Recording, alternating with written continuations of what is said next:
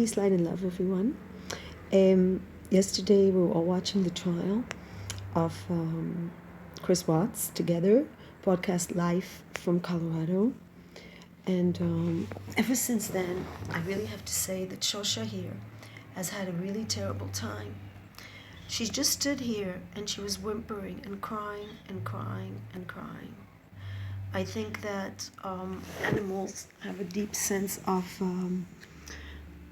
vibrations, and some dogs more than others, and she's just been a mess. She's been crying and crying and crying and crying. She just stood here whimpering, and I just told her, come snuggle with me, because she just felt so sad. And I think those vibrations of sadness definitely are felt by those that are intuitive and can feel the vibration, the energy, and this energy of the horrible loss of lives, of children and a mother and an unborn baby. And then I thought, I didn't like the fact that Cindy Watts, the mother of Chris Watts, chose a passage from the Bible that talks about unending love. And I thought, she's expressing love to a person who murdered. He's just sitting there. He didn't even have anything to say. While all these people around were wondering, why is there so much evil? So then I thought, well, there are many, many quotes in the Bible about the importance of not yielding to temptations and being faithful and true and loyal. And there are many, many messages about that. And it's just very unfortunate that Chris Watts and so many other people just don't connect to those important messages of what it means to live in a relationship with another person. It's not something you can read in psychology books. And it's not even something that you can read in the Bible, if I dare to say that. But it's something that has to do with training your heart to be able to love and embrace another person in the full sense. So I found this book on my shelf. It's called Journey Through Heart Songs by Matthew J.T. Stepanek. Matthew J.T. Stepanek, best known as Matty, was writing poetry and short stories since the age of 3.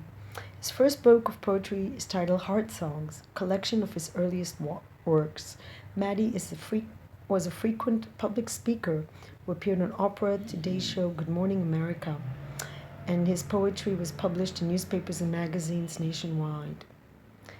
Unfortunately, Matty suffered from a rare disease of muscular dystrophy, and he passed away at the age of 13, but not without leaving us many beautiful songs, poems, also songs actually. They've been put to music. And this is his beautiful face. I've seen him in an interview on TV.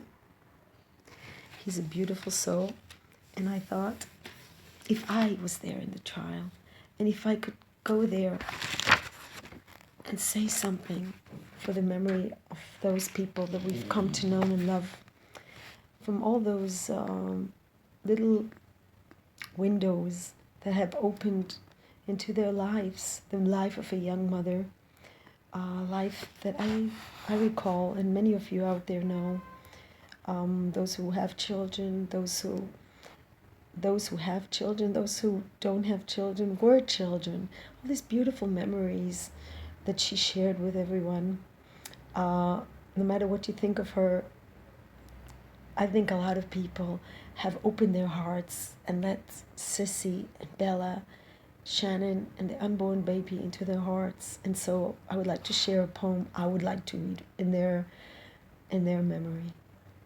It's called The Language of God by Matthew J.T. Stepanek, who's now also an angel. The language of God. Do you know what language God speaks? God speaks every language. That's because God made everyone and gave everyone different languages. And God understands all of them. And do you know what is God's favorite language? God's favorite language is not grown-ups' language, but the language of children. That's because children are special to God. Children know how to share, and they never lose their heart songs. He wrote this in April 1996 at the age of 6. So many of us forget to get in touch with our hearts. Peace, light, and love.